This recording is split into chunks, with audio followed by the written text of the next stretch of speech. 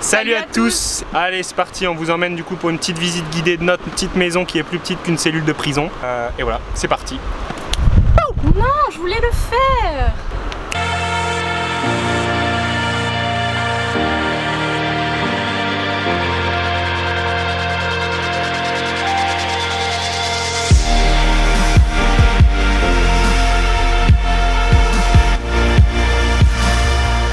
C'est parti pour les caractéristiques du van. Noélie, es-tu prête? Oui. L'âge du van? 2006. La marque? Toyota. Le modèle? Ayas. Nombre de kilomètres à l'achat? 213 000 km. Prix à l'achat? 11 000 $. Prix de tout ce setup à peu près? À peu près 2 000 $. Pourquoi? Parce qu'il était vide, voilà, et que du coup on a tout fait à l'intérieur. Voilà, petit van avec un espace living room de moins de 3 mètres carrés, même peut-être moins de 2 mètres carrés, ce qui signifie que c'est plus petit qu'une cellule de prison. On a travaillé. Et on peut rajouter quand même qu'avec ces deux œuvres d'art, le prix du van excelle et monte à peu près à environ 150 000 $, hein, on peut le dire, et on en est fiers. Donc voilà, c'est parti pour un petit room tour, pour un petit van tour. On va vous présenter où est-ce qu'on vit et le setup qu'on a fait, pourquoi on a fait ça comme ça. Donc voilà, petite précision, on a payé du coup environ entre 1500 et 2000 $, sans compter l'électricité, donc en fait plus 2800 $, on va dire. Tout le van est complètement isolé, donc derrière toutes les parois en fait y a de l'isolation, ce qui nous permet vraiment de rester au frais quand il y a des grosses températures. Mais il fait quand même toujours chaud dans le van. Mais il fait quand même toujours chaud dans le van. C'est pour ça bon, qu'on a des petits ventilateurs, des petits trucs comme ça pour éviter de cramer. Allez, c'est parti. On commence par l'extérieur du van de notre cher Toyota Ayas, qui est blanc du coup, hein. En ce moment il est plutôt jaune, mais d'habitude il est blanc. On a des vieux pneus de merde, voilà, petite précision, parce qu'on s'est fait enfler quand on l'a acheté, du coup les pneus sont tout lisses. Mais on a un pneu, on a un tout nouveau pneu de secours. On roule à l'essence et on roule aussi au gaz. Il faut savoir que notre van il nous a coûté un peu moins cher que tous les autres Toyota Ayas parce qu'il a un peu de POC. Il a un peu de POC à pas mal d'endroits. Parce que le gars qui l'avait avant, il devait se conduire salement comme une merde. D'ailleurs, on peut voir un beau pet ici aussi. Voilà. Donc toute la galerie en haut, elle n'y était pas. On a dû acheter ça séparément et peut-être qu'on va s'en servir quand on va aller dans le bush pour mettre plus de matos sur le toit. Ça, on verra. Par exemple, comme l'huile, tout ce qui concerne les bidons d'essence. Ouais, les bidons d'essence qui vont nous servir à traverser des longues distances. J'aimerais bien qu'on achète un truc comme ça pour avoir de l'ombre. Ouais. Un petit au vent, un petit faire de l'ombre. Du coup voilà, on s'est dit avant le départ il fallait qu'on pack tout, qu'on nettoie un petit peu le van pour qu'on soit clean avant de partir en trip. 15 000 km c'est pas rien. On voulait vous en profiter pour vous présenter l'aménagement du van un petit peu vide, sans toutes les merdes qu'il y a dedans. Donc voilà, on a divisé sous le lit en 5 compartiments en tout. Un gros compartiment qui était vraiment dans le but de ranger les surfs. Celui de droite ici pour un peu ranger du bordel, dont les chaussures principalement. Ici à gauche pour tout le matériel de cuisine. Et ici pour tout le matériel qu'on va pas se servir souvent. Et sur le devant, tout ce qui concerne combinaison de surf et par contre là qu'on utilise quasiment tout le temps. Mais dans le fond voilà, on a une grosse box Ikea qui est là. Et dont on met tout le stuff qu'on va se servir seulement quelques fois dans l'année et donc on n'a pas besoin que ce soit accessible tout le temps. Du coup on se retrouve quand tout est réorganisé, maintenant que tout est nettoyé. Tout est rangé, ça fait un petit peu bordélique mais c'est assez fonctionnel. On est habitué comme ça et du coup ça fonctionne bien. Ici on a du coup notre gazmate de feu, celui-ci. Nos pare-soleil pour la nuit, pour éviter que ça chauffe trop le matin. Les outils encore ici qu'on a utilisés pour l'aménagement du van mais qu'on conserve pour quand on va le vendre et puis pour au cas où si on a des petits pépins sur le van. Tout le matos de plongée qui est derrière. Ici notre sac de linge sale avec dessous tous les habits mouillés en fait dans ce seau là, c'est toutes les combis de surf etc.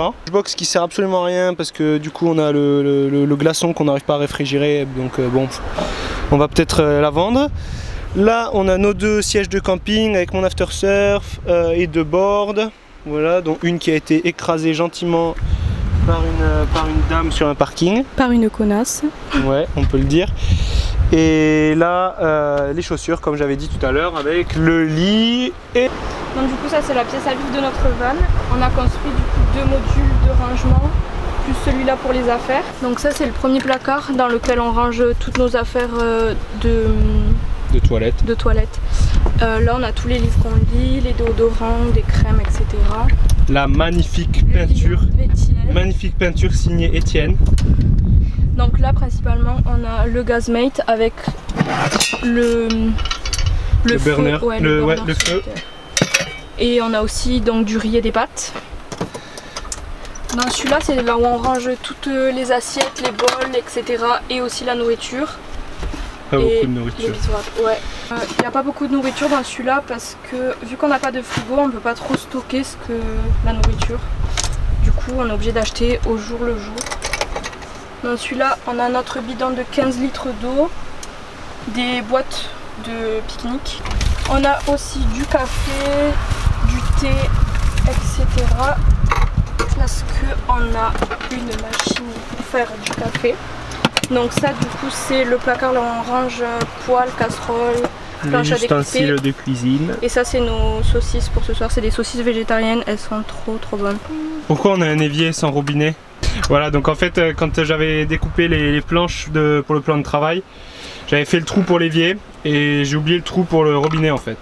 Ouais. Du coup en fait on s'est jamais motivé à le finir parce qu'en fait maintenant on peut plus faire le trou pour le robinet. Ouais. Donc en fait l'évier s'est transformé simplement en rangement. En un putain de rangement à bordel. Enfin là ça va parce qu'on a nettoyé, mais du coup il y a notre... Oui du coup parce qu'on a un ventilo, un mini ventilo. Voilà. Et des gâteaux. Voilà. Ah du coup c'est le tiroir que j'ai construit. C'est bien la seule chose qu'elle a faite dans le van. Étienne, c'est pas vrai, arrête parce que franchement j'ai été meilleure que toi. On a donc nos couverts, les ustensiles de cuisine, toutes les épices dans des petites boîtes et tout. On a ça, c'est pour faire brûler de l'encens et on a plein d'encens là. Ça c'est trop cool. Et voilà, des boules à thé, des stylos, des pinceaux. Donc là on a les bords qui dépassent en fait parce que bon on n'a pas un van de 3 km non plus. Donc bon même si on a fait un compartiment qui était réservé aux planches de surf, ça dépasse quand même et ça empêche un petit peu l'ouverture de ce placard. C'est pour ça qu'on y met quoi dans ce placard? On y met le bordel. Voilà. C'est-à-dire le liquide vaisselle, des torchons, des boîtes, des savons, des crèmes. Voilà. Ce qu'on n'utilise pas trop souvent. La wax pour le surf et tout. Et là du coup on a nos sacs. Là il y a un plaid et des sacs de course.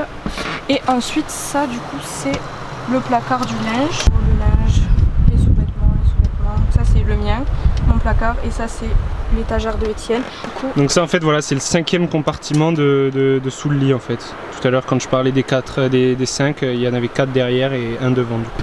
Dans ce coin là on va retrouver des vestes, des manteaux, des plaids, mon tapis de yoga, ma sangle de yoga et le trépied pour l'appareil photo. Ensuite on a le lit là, c'est un lit de place et du coup quand on fait le lit on a juste à lever ça, ouvrir les portes et on défait l'extension du lit pour pouvoir être plus confortable dans le lit et avoir un lit plus long sans avoir les pieds qui dépassent. Moi ça me dérange pas parce que je suis petite, mais Étienne c'est mieux. Voilà, et ça fait un lit de 1m75. Ouais.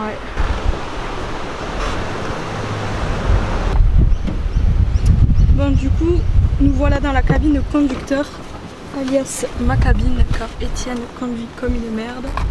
Ce qui n'est pas vrai. Si c'est vrai. Là du coup on a 2 câbles USB pour faire charger les téléphones pendant qu'on roule. Qui fait 50 mètres de long. Ouais c'est trop pratique.